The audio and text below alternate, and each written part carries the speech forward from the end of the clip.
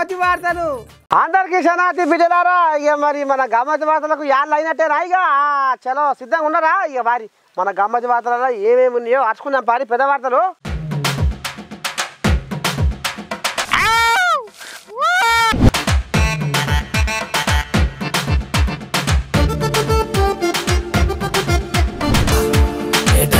గమ్మతి వార్తలు ఆ సంగతిలో సిఎస్ పాత్ర ఉన్నదా? బస్సులో పుట్టుకొచ్చిన కోడి పుంజు. అబ్బా అబ్బా అబ్బా అబ్బా, బండి మొత్తం తొండి చేస్తున్నాక గోవాను గోలు కొట్టిన డీజే మల్లు. భక్తి ఉంటే ఎంత శక్తి వస్తుందో. 30 మందిని మించిన మాజీ సీఎం.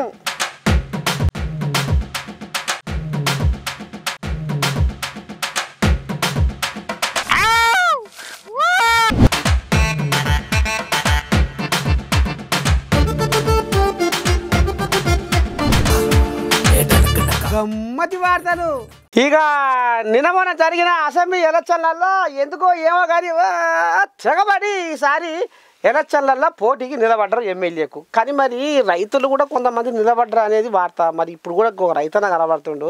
నిజంగా ఈ రైతులకు రాజకీయం చేసే ఆలోచన ఉందా అసలు లేదా?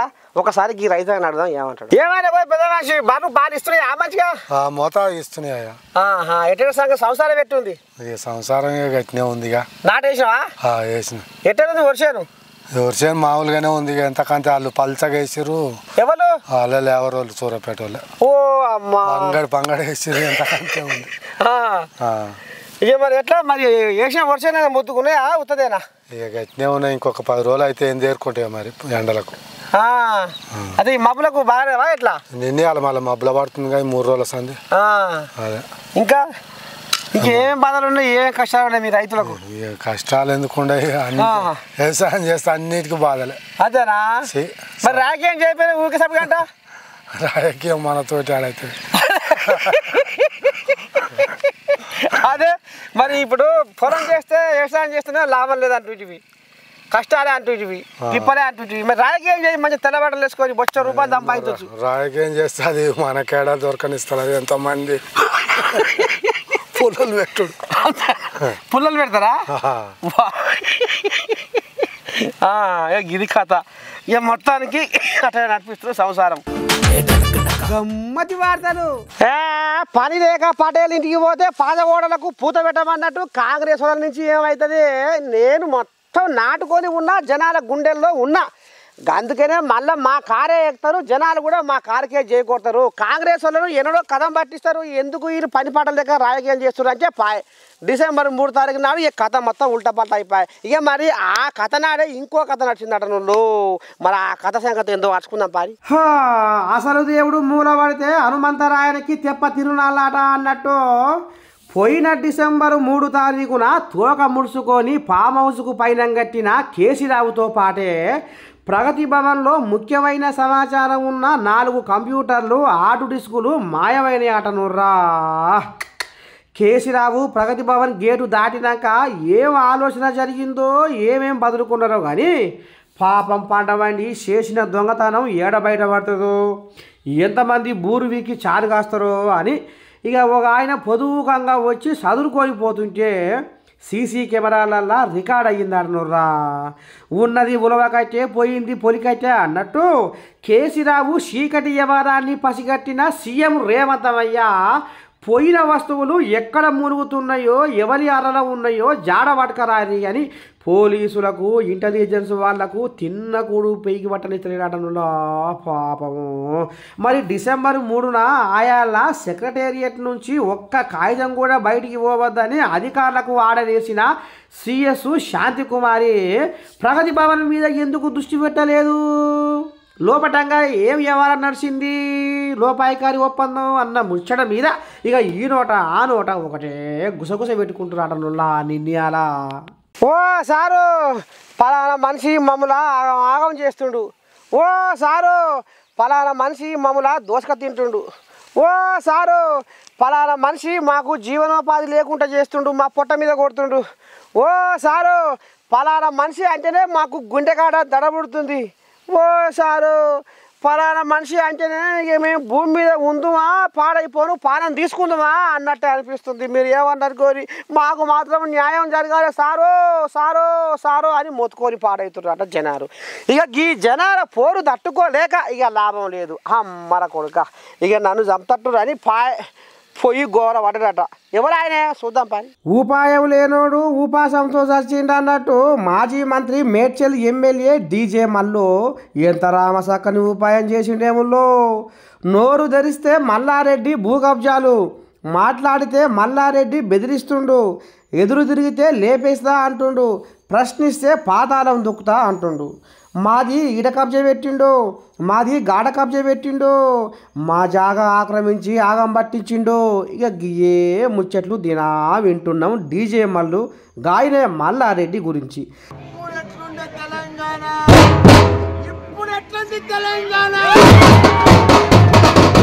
ఇక ఈయనలేక జనాలకే యాషకొస్తుంది. మరి మల్లారెడ్డికి ఎంత బాధ అనిపించాలి? పానానికి నిమ్మరం కావాలని, గుండెకు కాసింత విశ్రాంతి దొరకాలని, ఇక లాభం లేదని గోవా టూర్కు పైలం కట్టి మొత్తం గాలినే తిరుగుతుండులా. ఇగో చూడుర్రి ఎంతగానో సంబూరపడుతుండో మాజీ మంత్రి మల్లారెడ్డి. మాస్టారు మాస్టారు నా మనసును గెలిచారు, అచ్చం నీ కలగా చెలియా చెలియా చెలియా చెలియా అలల పొడిలో ఎదురు అమ్మో మొత్తం పైపైకి ఎగిరిపోతుండగా ఆకాశంలోకు. మా ఎవరేమనుకుంటే అక్కడనే ఉంటట్టుండగా సూర్యునితోటి చంద్రునితోటి శుక్రతోటి దోస్తానం చేసుకుంటా. వాయమ్మో నీ దండం పెడితే ఒరేకో ఇక్కడ చూడు రావు ఒంటర కోది లేక మూతి కిందికి మీదికి ఎట్ట తిప్పుతుండో నా స్వామి రంగు.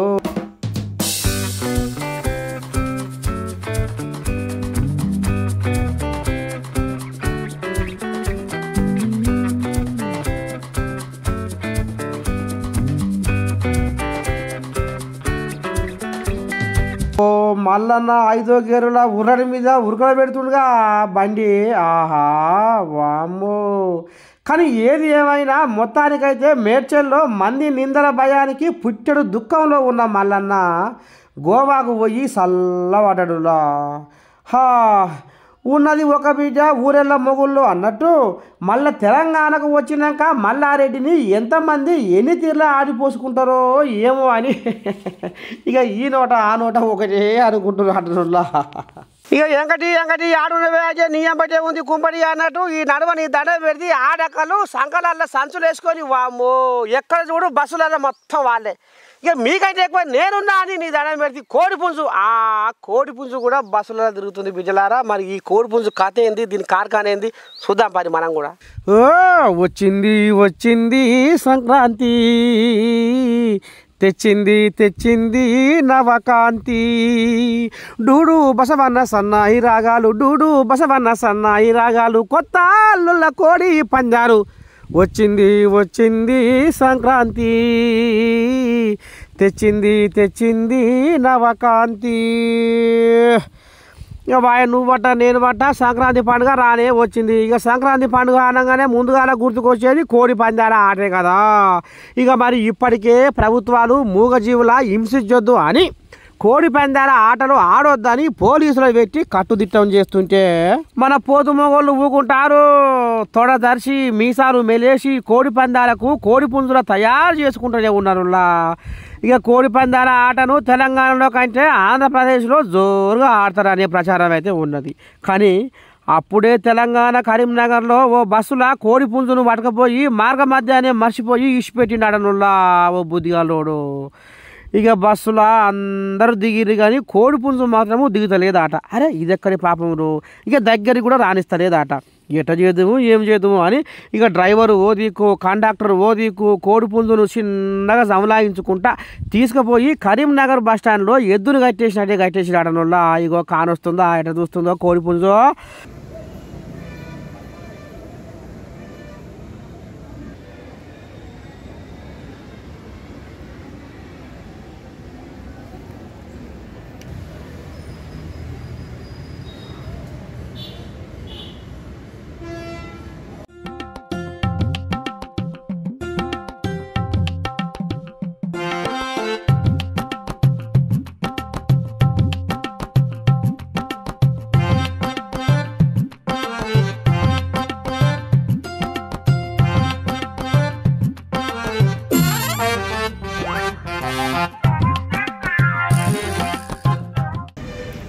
ఇక 6 కిలోల బరువు ఉన్న ఈ కోడి పుంజుకు దానా కొనుక్కొంచి పెట్టలేక సస్తుర్రట ఈ ఆర్టీసీ అధికారులు. ఇక ఈ యజమాని ఎటువాయే ఏడంగా వస్తుండు అని పాపం కోడి పుంజు 1000 కళ్ళతోటి ఎదురు చూస్తున్నాడనురా. ఇక ఏ దేవుడు వరం ఇచ్చినా భర్త లేనిదే పిల్లలు పుట్టారు అన్నట్టు ఎవరు ఎంత మంచిగా తిండి పెట్టినా నా యజమాని చేత తింటేనే నా పానం నిమ్మలమవుతుంది అన్నట్టుగా గా రకంగా ముఖం పెడుతుందట ఈ కోడి పుంజు. ఆహా ఏమో పోరి ఈ కోడి పుంజును యజమాని వచ్చి ఎత్తుకపోతాడా లేకపోతే ఆదివారం నాడు అటికలో చేరుతుందా? అమ్మ ఏదో అయితట్టే ఉంది కథ అని ఒకటే కామెంట్ పెడుతున్నారట నెటిజన్లు.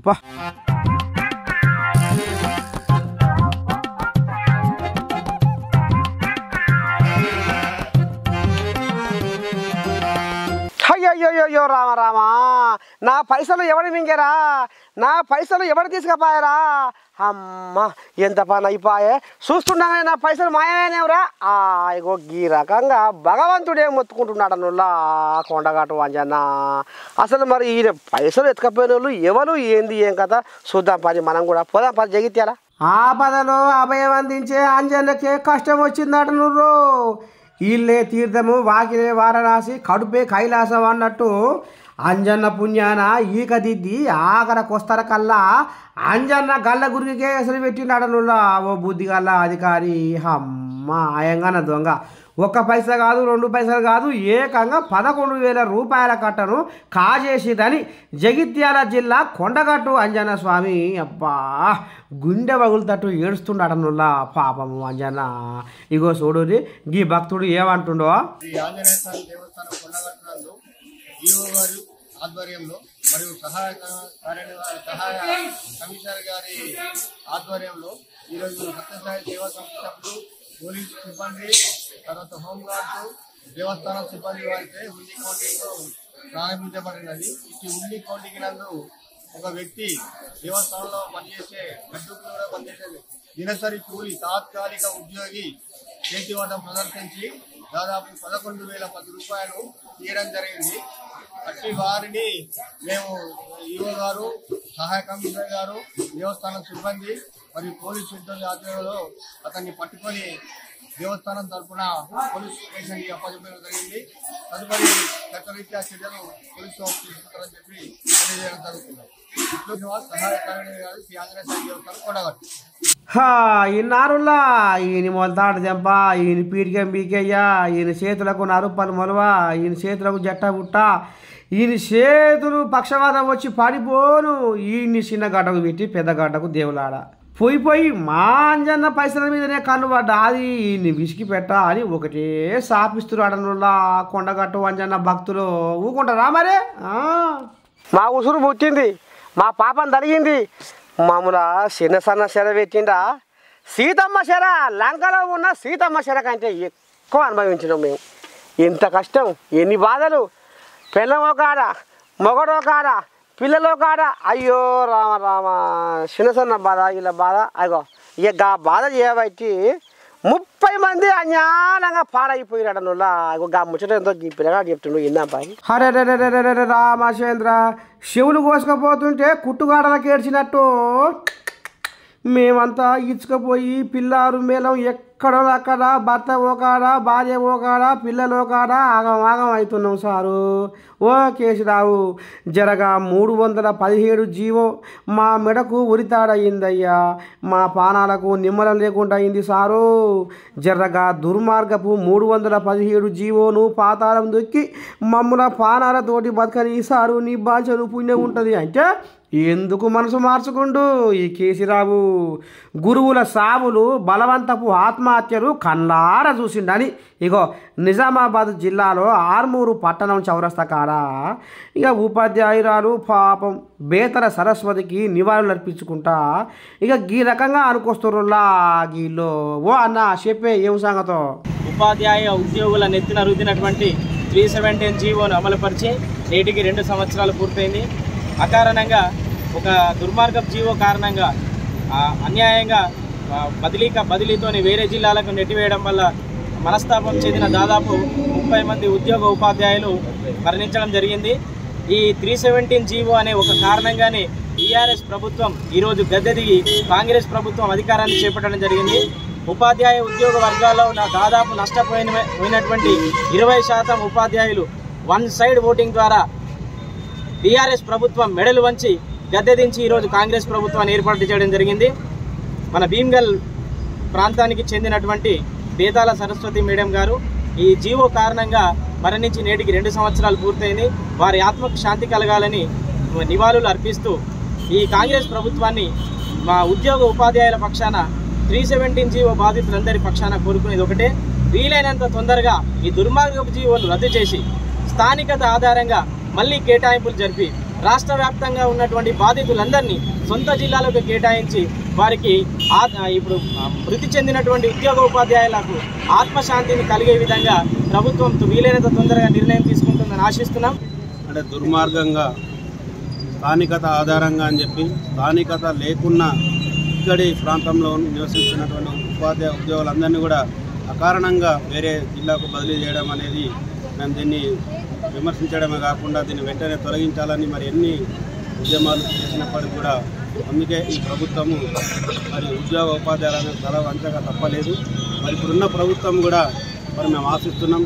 మరి రేవంత్ రెడ్డి గారు ముఖ్యమంత్రి ఎలక్షన్ల ముందు చెప్పడం జరిగింది 370 జీవోని రద్దు చేసి మళ్ళీ వారందరినీ కూడా ఉద్యోగులందరినీ యథాస్థానంలోకి మరి సొంత జిల్లాలకు పంపిస్తామని చెప్పడం జరిగింది.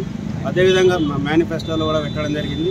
మరి మేము ముఖ్యమంత్రి గారిని రేవంత్ రెడ్డి గారిని కోరడం అనేది ఈ ఉపాధ్యాయ ఉద్యోగులందరినీ కూడా తన స్థానికత ఆధారంగా మరి ఏ జిల్లాలో అయితే ఉన్నారో ఆ జిల్లాలకు పంపించాలని మేము మా ఉపాధ్యాయ అంటే 317 జీవో ఉపాధ్యాయులందరూ కూడా కోరుతూ ఇన్నారులో 317 జీవోతోటి 30 మంది ఉపాధ్యాయులను అన్యాలంగా పొట్టన పెట్టుకుండాట కేసీరావు దొర. ఎంత పని చేసిండో చూడు. రామసక్కని పుణ్యమే కట్టుకుంటూ పో సారు కడుపు చల్లకుండా. బండి బండి బండి ఏ ఉదారకం చేసినావయ్యా బండి నువ్వు? అరే రే రే నువ్వు అంటే అది చేసినా ఇది చేసినా మాట్లాడతావు. అన్ని భూ కబ్జాలు ఇసుక దందలు కాకపోతే నీ మాటలు చల్లకుండా అని ఊరకు పొన్న ప్రభాకర్ మొత్తం పొరకబెట్టి నువ్వుకైతే మాట్లాడుతున్నాగా ఎదుగుతా పని అని ఏమంటుండో నీ బండి చల్లకుండా ఎందుకు మాట్లాడాలి ఈ తొని మాటలో? ఏడగాలు వచ్చింది బండి ముఖము. ఏ పేదోడు ఆగమవుతుంటే నేనున్నా అని ఆదుకున్నాడు ఈ బండి. ఇంకా మీదంగా భూ కబ్జాలు ఇసుక మాఫియా చేయకుంటే చాలు. ఇవాళ బండి సాయిశీలను ఉడవీకే కాడికి ఎందుకు వచ్చింది కథ? బండి మీద నమ్మకం లేక బండితోటి బతుకు బాగుపడదు అనుకొని చెయ్యిని చేరదీసిర్రు ఈ జనాలు అని కరీంనగర్లో కాకరేపుతుండుల్లా పొన్నం ప్రభాకర్ అన్న. ఓ అన్న ఏం సంగతి ఏం చెప్తావే మన అమ్మ నుసుల బండి గురించి? సంజయ్కి అసలు నియోజకవర్గంలో ఏ గ్రామంలో ఏమున్నది ఏం సమస్యలు ఏ ప్రజలకు వాళ్ళ కార్యకర్తల కన్నా టెలిఫోన్ దొరికిండా? ఇప్పుడు వచ్చి మళ్ళీ నరేంద్ర మోడీ పేరు మీద ఎలక్షన్ చెట్టు పేరు చెప్పి కాయలు అమ్ముకుంటుండా? 5 సంవత్సరాలుగా పార్లమెంట్ సభ్యుడిగా నియోజకవర్గం చేసిందేందో ముందు తెలంగాణ ప్రజలకు చెప్పు, కరీంనగర్ ప్రజలకు చెప్పు. ఊరికైనా పొద్దుగా లేస్తే ఒక communal atmosphere Oscar award drama artist ఇప్పుడు కొత్తగా స్టార్ట్ చేసిండు. మళ్ళీ తెలంగాణ ప్రజలు ఇటువంటి వాళ్ళ పట్ల అప్రమత్తంగా ఉండాలి. కరీంనగర్ ప్రజలను నేను విజ్ఞప్తి చేస్తాను. 5 సంవత్సరాలుగా ప్రజలు ఇబ్బందుల్లో ఉన్ననాడు కరీంనగర్ లోక్సభ ప్రజలు రైతులు కావచ్చు ఇతరత్ర అనేక అంశాల్లో లేదా అనేకమైన సమస్యలు ఉన్నాయి. ఏం చేసిండు అని అడుగుతాను. ఒక అభివృద్ధి పని చూపెట్టడానికి నేను 50 చూపెడతా అని చెప్పిన చర్చకు రమ్మన్నాం. అవన్నీ ఏం చేయకుండా వట్టిగానే మళ్ళీ ఓట్లకు వస్తే ప్రజలారా ఒక్కసారి ఆయన ఒక మతం పేరు మీద రెచ్చగొట్టే అంశాల పట్ల అప్రమత్తంగా ఉండండి. పేరు ఐదు నా ఎలక్షనా నరేంద్ర మోడీ ఎలక్షన్ అని చెప్పి ఏదో దాన్ని తీసుకుపోయి అయోధ్యలో గుడి కడితే ఇక్కడ కరీంనగర్లో ఈయనకు ఓట్లేయాలనేటువంటి ప్రయత్నం జరిగేటువంటి విధంగా ప్రచారం చేస్తే ప్రజలు ఆలోచన చేస్తారు. 5 ఏళ్ళు ఎంపీగా ఉన్నటువంటి ఏం చేసిండు అనేది ప్రజలందరికీ తెలుసు. ఇన్నారులా ఉల్లిపాయ ఇయ్యని వాడు ఊరంతా దారపోసినట్టు బండి ఏం చెప్పినా జనాలకు నమ్మకం పోయింది అని అగ్గి మీద గుగ్గిరవై మాట్లాడుతుండ్రులో పొనవాను. ఇక మరి పార్లమెంటు ఎలక్షన్లు దగ్గర పడుతున్నాయి. ఇంకా రేపు ఎంత ముదురుతుందో ఇలా పంచాది సల్లగుండా. అయ్యప్ప నీ మాలలో అర్థమున్నది పరమార్థమున్నది, నీ దీవెనతోటే నాకు శక్తి వచ్చెను అన్నట్టుగా ఇక మరి ఓ అయ్యప్ప భక్తుడు ఎంత ఘనకార్యానికి ఒడిగట్టిండంటే ఒకసారి చూస్తే అర్థమైద్దురా.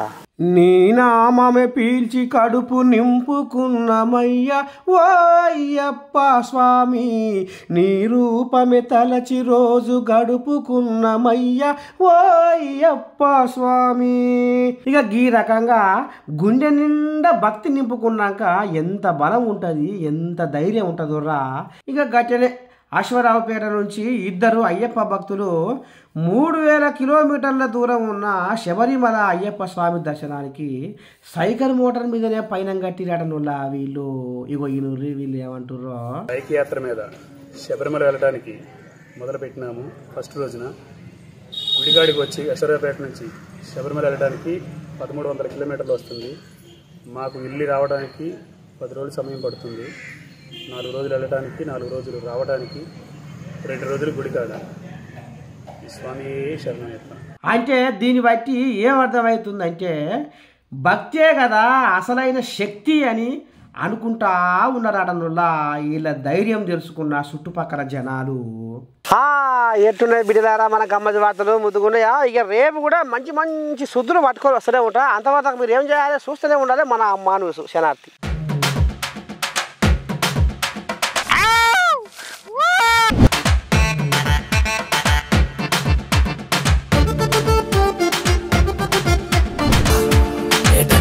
గమ్మతి వార్తలు.